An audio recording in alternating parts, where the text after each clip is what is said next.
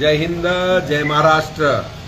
मित्रांनो, मी पोलीस खात्यात 34 वर्षे सेवा केल्यानंतर आता शिवसेनेमध्ये 16 वर्षापासून कामकाज करतो. बार्शीमध्ये आपण पाहतोय की अनेक युवक या ठिकाणी 100 आकडा गाठण्यात आला की आतापर्यंत आत्महत्या या ठिकाणी होत आहेत. कारण त्याला फक्त केवळ आणि केवळ खाजगी सावकारीमधनं या ठिकाणी आत्महत्याचं प्रमाण वाढलेलं आहे. परवाच सौंदर्य गावामध्ये आमचा राजेश चिपडे या ठिकाणी त्यांनी गळफास घेऊन आत्महत्या केलेली आहे. त्याचं कारण सुद्धा तेच आहे. तेही उजेडामध्ये आता लवकरच येईल. मध्ये सुद्धा एक गुन्हा दाखल झाला.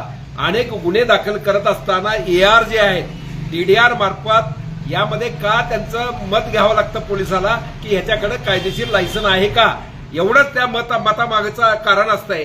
अन्यथा लगेच गुन्हा दाखल करायला पोलिसाला काही सुद्धा अडचण नाही. आणि त्या ठिकाणी कर्तव्यदक्ष असे अधिकारी सायकर साहेब आहेत, SP कुलकर्णी साहेब आहेत, या ठिकाणी कुकडे साहेब आहेत, ढेरे साहेब, सगळे अधिकारी अत्यंत वैराग पांगरी चांगले आहेत.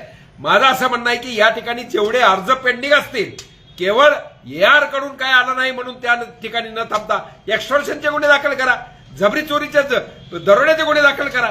कारण रिकव्हरी करता यांना जो त्रास दिला जातो, घरी गुंडगिरी करणारी माणसं, पोरं, महिला या ठिकाणी वापर केला जातो, त्या ठिकाणी पाठवले जातात आणि आबरू खातर हा माणूस या ठिकाणी आत्महत्या करतो, कुटुंब उघड्यावर पडतंय. तर त्या दृष्टिकोनातनं या ठिकाणी मी अनेक वेळा आव्हान केलंय. माननीय राजाभाऊ राऊत, आम्ही सगळे एकत्र आम्ही काम करतोय. इलेक्शन संपलेलं आहे, राजकारण सोडून द्या. यापुढे कुणालाही कुठला सावकार, बँकेबद्दल सुद्धा बावनकुळे साहेबांनी सांगितलंय की जुलै एंड पर्यंत कुठल्याही बँकेनं माझ्या शेतकरी किंवा कामगाराला त्रास द्यायचा नाही, हॅरेसमेंट करायची नाही, त्यांच्या रिकव्हरीसाठी त्यांना धमदाटी करायची नाही.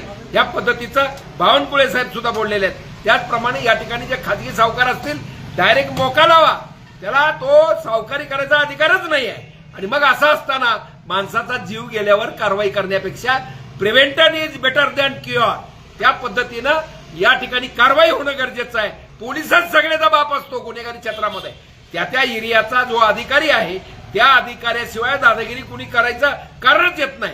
आज आपण हे सावकारीबद्दल झालं, त्याचप्रमाणे या ठिकाणी मेडिकल हब आहे बार्शीमध्ये. अनेक बाकीच्या बाहेरच्या तालुका पुण्यापासून लोक या ठिकाणी मेडिकल क्षेत्रासाठी येतात, दवाखान्यात येतात. बाजारपेठ मोठी आहे, बाकीचं आहे. परंतु या ठिकाणी सोलापूर रोड असेल, लातूर असेल, बाकीचा इकडला खांडवीपशी असेल, या ठिकाणी गुंडगिरी करणारी पोरं ज्यांच्यावर 307, 302 बाकीचे गुन्हे दाखल आहेत, समाजाचे हे काय म्हणतात त्याला शत्रू आहेत, अशा पोरांना, अशा गुन्हेगाराला त्या ठिकाणी रिकव्हरी करण्यासाठी हे फायनान्स कंपन्या आपण त्यावेळेला महिलांच्या तोडल्या मोडल्या जाळल्या. बजाज इक्विटा फायनान्स या ठिकाणी हे सुद्धा पोलिसांनी या ठिकाणी अशी गुंडगिरीची टोळी रस्त्यावरती, त्यांना कुठलाही अधिकार फायनान्स कंपन्याच्या माध्यमातून नाही की कुणाची गाडी अडवायची, त्याचं काय हे चेक करायचं, त्याला एवढे हप्ते तटलेत म्हणायचं, ती गाडी काढून घ्यायचा अधिकार तुम्हाला नाही आहे.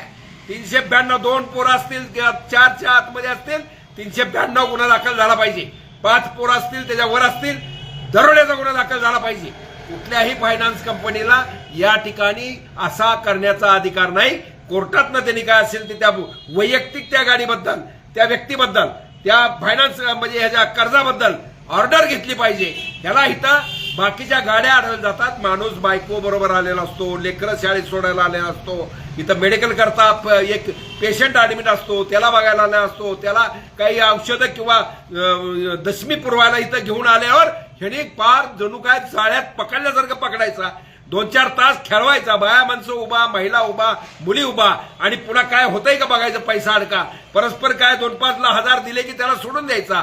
आणि जर देतच नसेल तर मग ती गाडी कुठंतरी त्याच्या गोडाऊनला जमा करायची. जमाला केल्यानंतर आज एक गाडी जमा केलेली आहे, 11,000 काहीतरी हप्ता त्यांचा, 2 का 3 काय हप्ते राहिलेत. पुण्याचा कोणतरी शहाणा कोण आहे त्याला बघतो मी, पुण्यात मीच आहे ना, पुण्यामध्ये कोण आहे, पुण्यात बाप गुन्हेगाराचा मीच आहे. या दृष्टिकोनातनं या ठिकाणचा कोणतरी पोरगा सांगतो सोलापूरवाल्यानं, आम्ही कळवलंय सोलापूरवाला म्हणतो पुण्याला कळवलाय. अरे कोण आहे तू, हो अरे हो, तू गाडी अडवणारा कोण? तुला तिथं रस्त्यावरती गाडी अडवायचा CRPC ज्या पोलीस कायद्याप्रमाणे तुला अधिकार नाही आहे. तुमचं एक्स्टॉर्शन आहे 341, 342, 392, 395चे गुन्हे पोलिसांनी या ठिकाणी सो मोठं दाखल केले पाहिजे. सो मोठं का होत नाही? आपला कुठलाही लागेबंदे त्या पोरांबरोबर नाही, तुम्हाला हे सुधारण्यासाठी ठीक आहे, गुन्हेगाराला सुधारवणं आमचं काम आहे, परंतु त्यांनी आमच्या समाजाला, आमच्या मायमाऊली, माता भगिनी, शेतकरी, कामगार, विद्यार्थी, विद्यार्थिनी किंवा ह्यांना त्रास देणं हे आम्ही सहन करणार नाही. आणि त्याच दृष्टिकोनातनं माझं बार्शी पोलीस स्टेशनचे कुकडे साहेबांची फोनवर झाला होता. साहेब म्हणले होते मी याची मिटिंग एकदा घेऊ आणि त्यांना वॉर्निंग 149 नोटीस देऊन टाका. तुम्हाला रस्त्यावर अडवायचा अधिकार तुम्ही दाखवा आम्हाला. कुठल्या कायद्यानं तुम्हाला ती गाडी अडवायचा अधिकार आहे, त्या गाडीला पैसे मागायचा अधिकार आहे? अजिबात नाही. तसंच सावकारीबद्दल सुद्धा AR BR सगळे DDR यांनी जागा झालं पाहिजे. तुम्ही लिस्ट डिक्लेअर करा ना की बार्शीमध्ये या 10 लोकांकडे कायदेशीर सावकारी करायचा लायसन आहे, ते पण 2% असेल, 1% असेल, काय टक्केवारी कायद्यानं सरकारनं जे मान्य केलेलं आहे त्याप्रमाणे सांगा, म्हणजे लोक त्यांच्याकडे जातील. फालतूक जे मध्ये चाललेली दादागिरी, गुंडगिरी आणि अनेक जीव या ठिकाणी याचे संसार उद्ध्वस्त झालेत.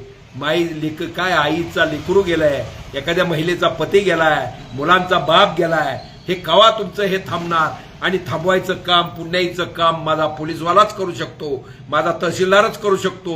दुसरं कोणाच्या मध्ये ती ताकद नाही आहे. आणि त्या दृष्टिकोनातनं या ठिकाणी कामकाज झालं पाहिजे. आणि यामध्ये शिवसेना या पूर्ण ताकदीनिशी या ठिकाणी आम्हाला कायदा हातात घ्यावा लागेल. आम्ही बघतो काय करायचं ते. कसलं गोडाऊन बिडाऊन जिथं कुणाच्या आव्हान करू की ज्या गाड्या जप्त आहे तिथं सगळे या, आपण ते उधळून देऊ. काय होत आहे ते, कुठला गुन्हा दाखल होतो बघतो आम्ही. परंतु हे नाटकच थांबली पाहिजे. आमचा बाप्पा लावंड आता रिक्षा सेनेचा अध्यक्ष आहे. बाप्पा तुझा सुद्धा या ठिकाणी आमचं सांगणं आहे, जर बेकायदेशीर काय चाललं असेल त्याला पाठीशी अजिबात घालायचं नाही, आपलं ते काम नाही आहे. एवढंच या ठिकाणी सांगतो. आणि त्या खांडवी किंवा काय, आणि त्यांचं मी टोल नाक्यावर मागं आंदोलन केलं होतं. टोल नाक्यावरती सुद्धा जे काही नेमले जातात आता फार कमी झालेत, परंतु तिथं गुंडगिरी करा, जास्त गुन्हे असलेला माणूस मोठा पदाधिकारी तिथला, आणि त्यांनी मग गाडी आमच्या माया माऊली, माता भगिनी यांना अडवायचं, अर्वाच्य बोलायचं, पैसे वसूल करायचे. हे चालणार नाही. त्यांचं व्हेरिफिकेशन झालं पाहिजे. त्याप्रमाणे त्या पोलीस स्टेशननी त्यांचं या ठिकाणी व्हेरिफिकेशन केलेलं आहे. त्याप्रमाणे ह्या पोरांचं व्हेरिफिकेशन करा. एकही गुन्हा दाखल असेल त्या पोराला रस्त्यावर येऊ देऊ नका. अजिबात त्याला नैतिक अधिकार नाहीये. आणि मूळ तर त्या फायनान्स कंपनीला अशा प्रकारे वसुली करण्याचा अधिकार कुठलाही नाही. अजून एकदा बजाज, इक्विटा, बाकी सगळ्या महिंद्रा फिंद्रा कुठले फायनान्स आहेत त्याला आम्ही पत्र शिवसेनेच्या माध्यमातून देतो.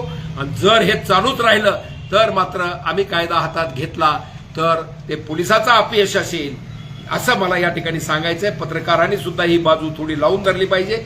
आणि त्या दृष्टिकोनातनं आम्ही आपल्याला आव्हान करतो, यापुढं गाड्या आडवाआडवी करून ते जे रिकव्हरी करणं थांबलं पाहिजे. अवैध सावकारी थांबली पाहिजे. कायदेशीर सावकार आहे त्यानंच ते सावकारीचा व्यवहार काय असेल तो केला पाहिजे. बाकी इतरांना तो अधिकार नाही आहे. एवढंच मला या ठिकाणी सांगायचंय.